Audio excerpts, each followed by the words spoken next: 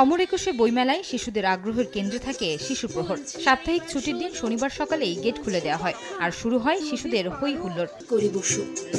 শিশুদের সবচেয়ে আগ্রহের আয়োজন পাপেট শো। গল্পের আসরে বাবা মায়ের হাত ধরে আসা ছোট ছোট সোনামণিদের কলকাকলিতে তৈরি হয় উৎসব মুখর পরিবেশ। আমার সিম্পল পাপেট শো দেখতে ভালো লাগে। সুন্দর সুন্দর বই কিনতে এসেছিলাম এখানে। বইমেলা আসার জন্য অনেক আগ্রহ নিয়ে থাকি আমরা। বাচ্চাদের নিয়ে আসছে বইমেলার এই সিজনপুর এটা দেখার জন্য। নির্বাচন ও রমজানের ভিন্ন বাস্তবতায় এবার বইমেলা শুরু হওয়ায় পাঠক সমাগম কম হওয়ার শঙ্কা কাটছেই না লেখক ও প্রকাশকদের। অন্যান্য বছরের তুলনায় এবার পাঠক অনেকটাই কম, গতকালকে একটু হ্রাস হয়েছিল। লেখকরা বলছেন বিজ্ঞান ও সায়েন্স ফিকশনের বইয়ের চেয়ে রহস্যের উপন্যাসের প্রতি ঝোঁক বেশি বর্তমান প্রজন্মের। এই প্রজন্মটা বই বিমুখ, তারা বই থেকে ডিটাচড, ফেসবুক এগুলো নিয়ে পড়ে আছে।